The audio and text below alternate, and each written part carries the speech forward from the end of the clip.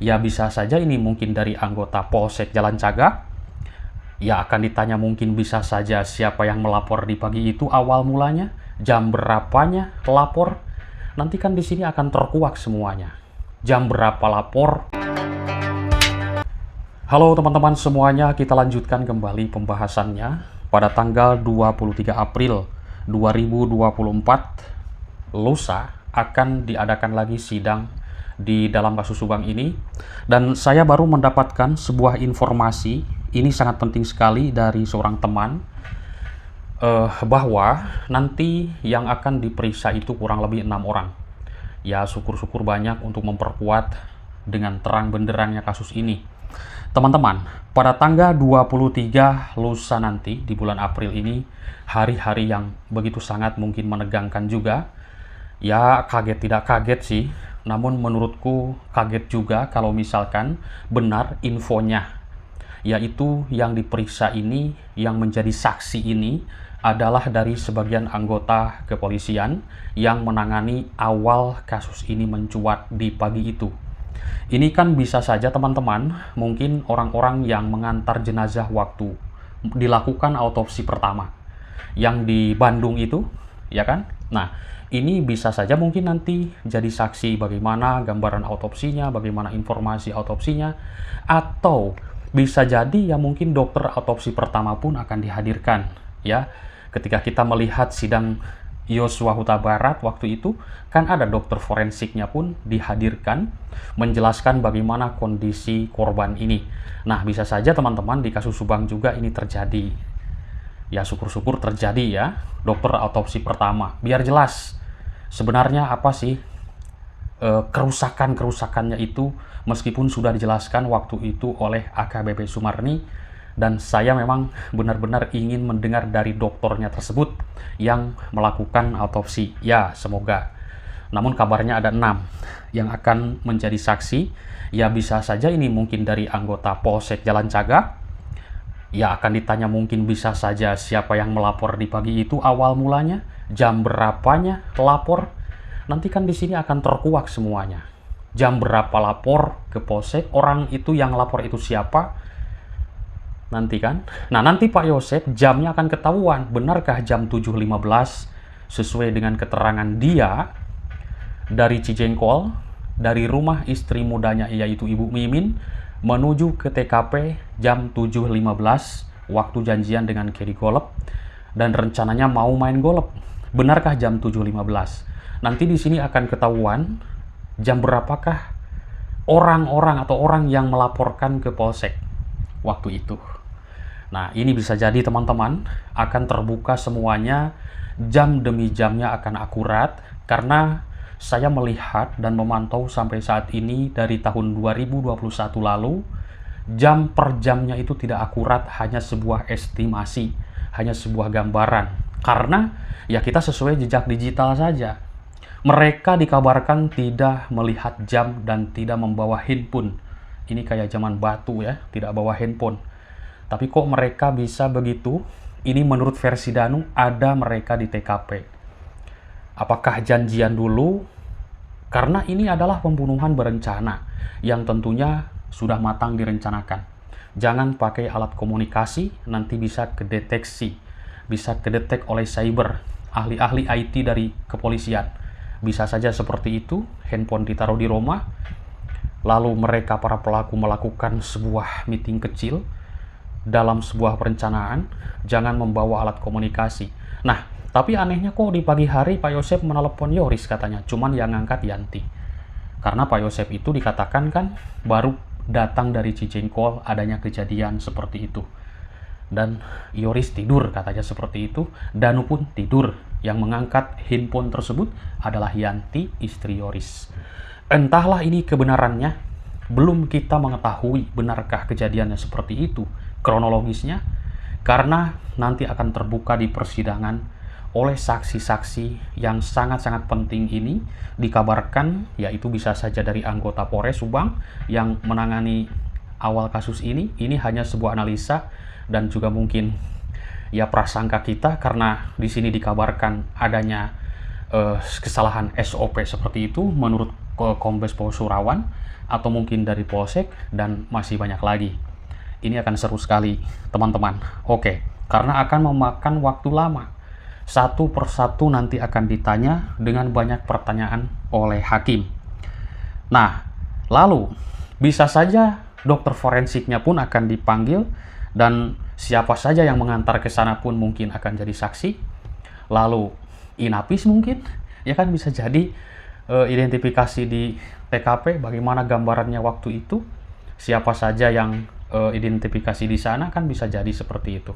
Ini hanya selentingan info yang saya dapat. Ada 6 orang saksi ya. Ya namanya juga saksi lah, santai saja saksi kok. Tinggal apa saja yang dijelaskan, yang dilihat, yang didengar, yang dirasakan atau yang diketahui, kan langsung saja kebukakan di persidangan. Kan intinya seperti itu. Kalau kita melihat sebuah persidangan itu menggali data dengan fakta, bukan dengan opini dan asumsi. Nanti di sana akan berbicara tentang data, mana barang bukti dan alat buktinya bagaimana. Ini gambaran-gambaran yang sudah kita terbayang nanti bagaimana ramainya di persidangan. Kasus Subang ini yang sudah lama kita ikuti, bayangkan 2 tahun lebih waktu dulu, sampai 2024, hampir 3 tahun. Ini mungkin yang saya tahu selama di Subang, ini yang saya tahu ya, tapi mungkin ada lagi yang ke belakang-belakangnya. Itu banyak kabar-kabar, ini paling lama juga seperti itu. Dan kalau kita melihat dari kondisi jenazah kedua korban ini, menurut keterangan Dr. Sumihastri, sangat-sangat begitu kejamnya Ibu Tuti dan Amalia dihabisi. Ini menurut dokter forensik yang waktu itu melakukan autopsi yang kedua, Dr. Sumihastri Purwanti, yang sudah terkenal di Indonesia ini, forensik dari Mabes ya. Nah, misteri dalam kasus Subang ini yang sudah tersimpan lama, yang sudah kita ikuti 2 tahun lebih lamanya, akhirnya mungkin menurut ya kita hanya menemui titik terang sedikit ya. Karena adanya titik terang itu sesudah Danu mengakui ke polisi. Perbuatannya sudah diakui. Dan memang Danu ini adalah pelaku. Ini menurut dia sendiri, pelaku. Terlibat. Nah, otomatis Danu bukan saksi, tapi pelaku. Orang yang sudah mengakui pelaku bisa saja ditemani oleh orang-orang yang lain.